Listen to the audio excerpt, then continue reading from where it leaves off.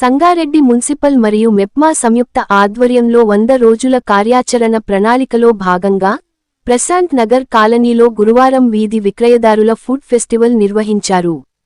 ఈ సందర్భంగా జిల్లా కలెక్టర్ పి. ప్రావీణ్య, అదనపు కలెక్టర్ చంద్రశేఖర్తో కలిసి స్టాల్స్ను సందర్శించారు. జిల్లా కలెక్టర్ పి. ప్రావీణ్య మాట్లాడుతూ, వీధి విక్రయదారులు తమ ప్రతిభను ప్రజలకు పరిచయం చేయడానికి ఈ ఫుడ్ ఫెస్టివల్ ఒక మంచి వేదికగా ఉపయోగపడుతుందని చెప్పారు. వినియోగదారులు శుభ్రత, నాణ్యతతో కూడిన ఆహారాన్ని కోరుకునే ఈ రోజుల్లో వీధి విక్రయదారులకు మంచి డిమాండ్ ఉంటుందని తెలిపారు. అయితే వీధి విక్రయదారులకు మరింత ప్రోత్సాహం ఇచ్చేందుకు, వారి ఉత్పత్తులను పట్టణంలో జరిగే సంతల్లో విక్రయించేందుకు అవసరమైన చర్యలు తీసుకోవాలని మెప్మా అధికారులను కలెక్టర్ ఆదేశించారు. ఈ ఫుడ్ ఫెస్టివల్లో 25 మంది వీధి విక్రయదారులు పాల్గొని, తమ ప్రత్యేకమైన వంటకాల ప్రదర్శనతో పాటు విక్రయాలు నిర్వహించారు.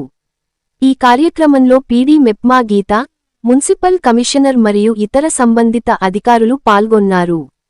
ఈ కార్యక్రమం వీధి విక్రయదారులకు ఆర్థిక స్వావలంబనకు మద్దతుగా నిలిచింది.